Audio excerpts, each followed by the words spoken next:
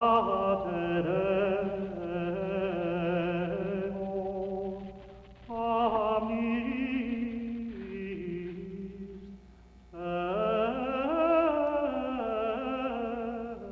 Van Dyke had received quite an eye-opener at the meeting with Henry Duvalier, Dr. Richandre and Dr. Baptiste. He learned that his case was no longer a simple missing persons one, but one of international, political, religious and economical proportion. In addition, the lady that he had taken a shining to turned out to be a spy with mafia connection. And that was, of course, Samantha. Neither is a form of chaotic energy. Normally, Freddie Van Dyke would have suggested a coffee break somewhere in order to digest all the information. But this time he felt something stronger was called for, such as a glass of good French beer. We'll do some fishing. I brought equipment. For Neither Dr. Richandre nor Freddie were much in the mood to learn more about Dr. Baptiste's ley lines, so they decided that perhaps a little fishing might help to take their minds off things. Unfortunately, there was not a lot of time for fishing, as they had planned to visit the Notre-Dame de Garde Basilica in Marseille. Mr. Duvalier, who had hoped to come along on this trip, had to cancel due to an urgent Interpol investigation matter. He agreed that he would try to meet up with Dr. Richandre and Freddie Van Dyke in Amsterdam, where they were planning to go after returning first to Manosque. Since the plan had been to return to Manosque by car about 7 o'clock in the evening, the trio packed their fishing equipment away and made their way to the Notre-Dame de Garde Basilica. The church was incredibly beautiful, and its location was almost even more impressive. It sat high on a hill overlooking the Mediterranean as well as the whole city of Marseille. It was obviously a major tourist attraction, as the visitors were just coming and going. Freddie Van Dyke, Dr. Richandre and Dr. Baptiste entered the church and started to look around, all the while being prepared for a vision of the monk. Just when they were about to light some candles, the apparition occurred. Leave me alone. Even though they had been hoping to see the apparition, they were startled when it happened, and without saying a word, they walked out of the church and drove back to the city. There they had a cup of coffee in a restaurant by the bay and talked about the experience. Since Mr. Henri Duvalier had not been able to join them, they felt that they might as well head straight back for Manosque. Before leaving for his Interpol investigation, Mr. Duvalier had advised the trio that he had been in phone contact with Mr. Bishop, and that Martin Bishop would try and meet with the trio in Manosque. He would in fact be waiting for them at the Blackwater Cafe later that evening. To everyone's surprise, was not only Mr. Bishop waiting at Blackwater Cafe, but so were Samantha sitting at a table with Dr. Richandre's wife, Kelly. Considering what they had learned about Samantha at the meeting in Marseille, the trio decided to keep a low profile and discuss the matter with Mr. Bishop in private later. Knowing that Samantha was probably there to get information from Kelly as well as spy on them, they kept their conversation very light and neutral. It was obvious that Samantha had been in touch with Kelly and had learned from her about the meeting at Blackwater Cafe that evening. That must have seemed the perfect opportunity for her to gather some more information for the monk. She never let on while she was talking with Kelly that she was aware that Freddie Van Dyke, Dr. Baptiste, and her boss were there as well. I did enjoy it, but she did get into a lot of trouble at the time. Being investigated, and Samantha told Kelly why she stopped working for Fraulein Christina.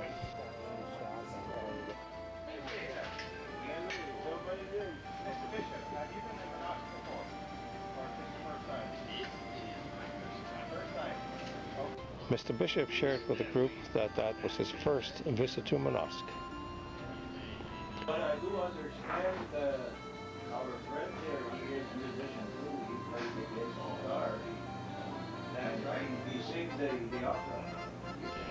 During the conversations was learned that Mr. Bishop was also a musician, that he sang and played the bass guitar. In fact, he happened to have his guitar with him. Since Dr. Rechandre and Freddie Van Dyke had their instruments with them as well, they agreed to make a little music together. Not being a musician, Dr. Baptiste excused himself.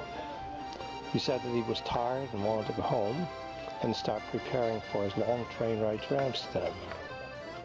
Samantha and Kelly seemed to be enjoying each other's company on this girls' night out for the two of them.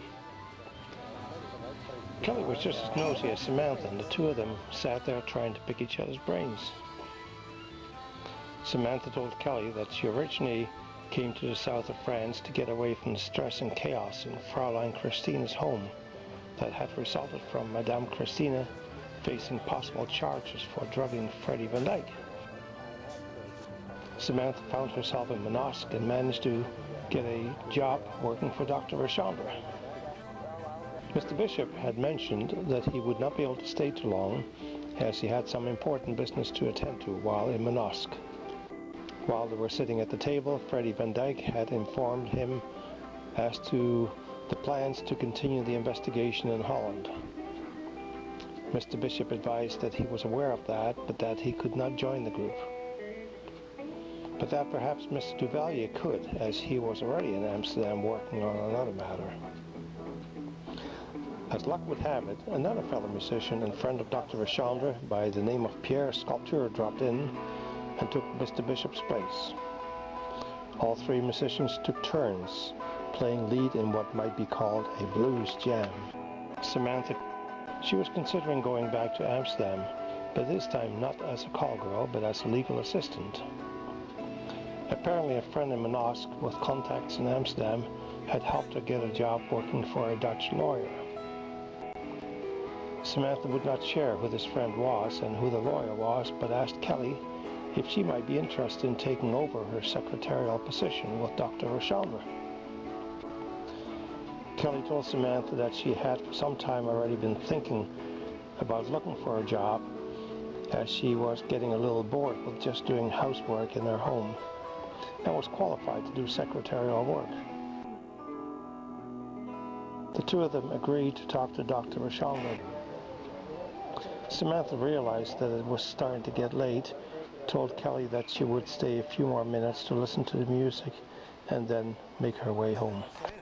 The following day, Freddie met with his client, Mr. Van der Hoeven, for a cup of coffee in their favorite Manosque cafe. They discussed again the need to move the investigation to Holland, as Freddie strongly suspected that the monk would leave France, and there were simply too many people there after him. Dr. Baptiste had done his ley lines calculations and had concurred with this decision. Freddie Van Dyke and his client were just about to wrap up their discussion when Freddie spotted a little white sedan with Jacques the monk behind the wheel. "Quick! That's your brother. Let's follow him." They jumped in their car and were able to catch up with the little white sedan. They followed it into an upper-class neighborhood with very large, beautiful homes. They watched the monk park on the driveway of one of those homes. Freddie decided to give them a few minutes and follow him into the house. As soon as he entered the home, he noticed a number of objects that looked like something the monk would have. Little religious statuettes, a wide variety of religious books, and then he heard the Gregorian chant music coming from upstairs. He went up the stairs and found a small room that possibly was the monk's bedroom. The music seemed to be louder coming from another room nearby, so Freddie went to take a look, and there indeed was Frère Jacques van der Hoeven, the monk. Well, hello, Jacques. Excuse me. I'm Freddie Van Dyke. How did you get in here? The door was open. I followed you all the way here. I didn't know where you were living, and I'm sorry for barging into your house, but I was hoping you wouldn't mind. You know I don't want you coming over here. Yeah, I realized that, but there was something I needed to talk to you about, which is really important. Concerns your brother Diederik, He's really looking forward to getting back to together with you. If you don't leave, then I'll have to. What the heck? Freddie exclaimed. For instance, your seagull is gone. For instance, your seagull is gone. He just vanished. He does this. Just like Diedrich said, he vanishes, disappears, flies away like a bird, right in front of your own eyes. In total disbelief and disgust, Freddie walked out of the house. He found Diedrich van der Hoeven where he had left him waiting in the car. And while they were driving, told him what had happened. That morning, Mr. van der Hoeven and Freddie van Dijk had packed for their trip back to Holland. So they wasted no time and started on their journey that would take almost 2 days to complete. It was a pleasant enough ride with lots of nice scenery to enjoy, opportunities for coffee breaks, and time to discuss the thus far failed attempts to establish and maintain contact with the monk, Mr. Jacques van der Hoeven. Following an overnight stay at a nice hotel and a lovely breakfast, Mr. van der Hoeven and Freddie van Dijk, who had been taking turns driving, proceeded on their way. They passed through some extremely attractive villages, towns and cities, and finally reached their destination, the Netherlands. The first stop would be Mr. van der Hoeven's home in the city of Maastricht. From there, Freddie would take the train to Amsterdam and make his way back to his apartment. After Mr. van der Hoeven was delivered to his home, he and Freddie van Dijk enjoyed a quick coffee break in a cafe on the outskirts of Maastricht. Well, I don't know about They our discussed the investigation and the plans to continue I don't think we're going to find out. with this as soon as Dr. Rechandre and Dr. Baptiste arrived in Amsterdam from MANOSQUE. Freddie boarded a train in Maastricht and traveled to Amsterdam, an approximate 2.5-hour ride. Freddie had never minded taking trains. It always offered him the opportunity to think, relax, and digest all that he had experienced. It was good being back, so instead of taking a taxi or streetcar, he walked, taking in all the sights and sounds of the city. He didn't really miss the car that he had bought in Marseille. He had arranged to leave it with friends of Mr. van der Hoeven, who had offered to drive it back to Amsterdam in about a week's time. That would be by the time that Dr. Rechandre and his wife Kelly and Dr. Baptiste were due to arrive as well. So Freddie would be able to pick them up at the train station and take them to their respective hotels. Dr. Rechandre and Kelly had reserved a suite at the American Hotel, and Dr. Baptiste at the Krasnopolski Hotel, both in the heart of Amsterdam. Freddie van Dijk was looking forward to getting back to his flat, which had been looked after by his Aunt Bebby. When he arrived, he was welcomed by her with a nice cup of coffee. The first thing Freddie had to do was to follow up on an email he had sent to a private Amsterdam detective by the name of Tom Bashir. Freddie van Dijk. Tom had offered to help out with the monk investigation. A weary Freddie was eager to get into his own and comfortable bed after a long day of traveling. The next day, Tom Bashir invited Freddie for a bit of fun and relaxation on the water, where they could discuss the investigation in some more detail. In response to Freddie's email, Tom had started to make some inquiries and had come up with some interesting information regarding the monk. Tom, who had the energy that resembled Freddie's in his younger years, suggested that they cycled. He claimed that the hermit-like monk had been reported to be the talk of a small village on the outskirts of Amsterdam.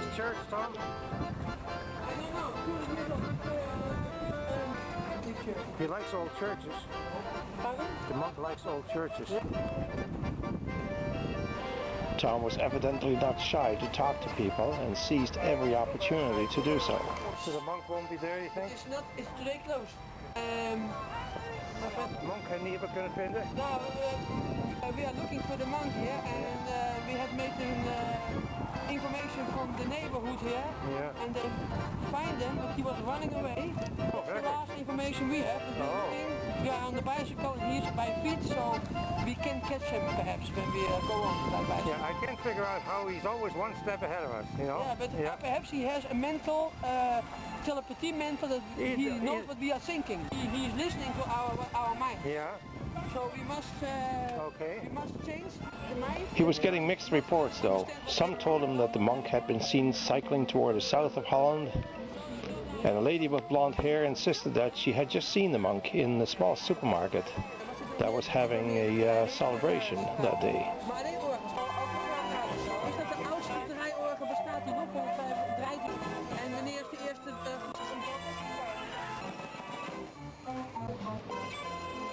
Tom decided to do a little shopping of his own while checking the store out. He moved as quickly as a whirlwind, darted from aisle to aisle, his eyes scouring the entire store. I thought I'd find a monk in the wine section, you know, having a little drink. Perhaps when the monk is drinking wine, he likes to drink wine, then it should be possible. He half expected to find the monk in the wine section of the store, but if the monk had been there, he got out before Freddie and Tom saw him. Freddie told Tom that he was going to take a break from the whole thing and wait for the arrival of Dr. Rachandra and Dr. Baptiste. A few days later, Freddie got his car back and received word that Dr. Rachandra, Kelly and Dr. Baptiste had arrived at the Central Station in Amsterdam.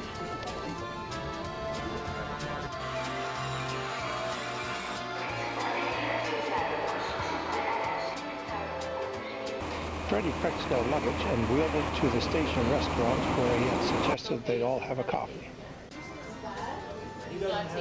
So did everyone have a good train ride? Yes, it was very nice. So did everyone have a good train ride? Yes, it was very nice. He had brought a little Learning to Speak Dutch book, which Dr. Rachandra immediately and eagerly accepted. What have you learned so far?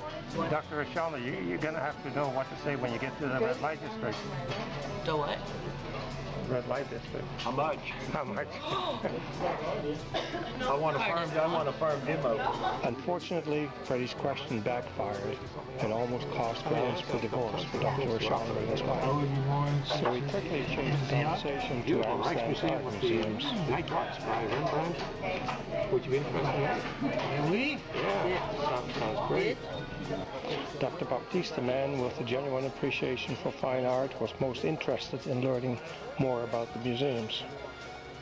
After finishing their coffee, Freddie Van Dyke proposed that he'd wheel their luggage to the station parking lot from where they could be delivered to their hotels.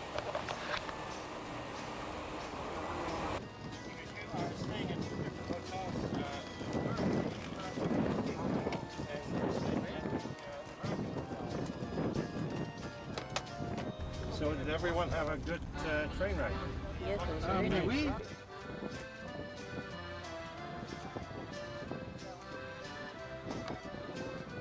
Okay, Dr. Rachandra.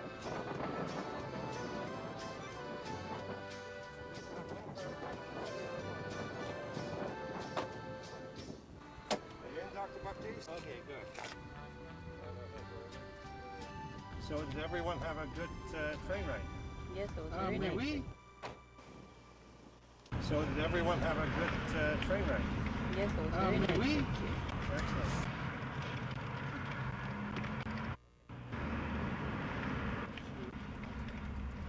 First, Dr. Baptiste was dropped off at the Grand Hotel Krasnogorski, right on the Dam Square near the Royal Palace.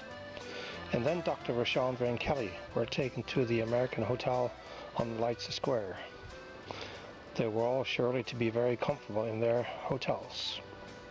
Freddie Van Dyke promised to give them all a call the next day.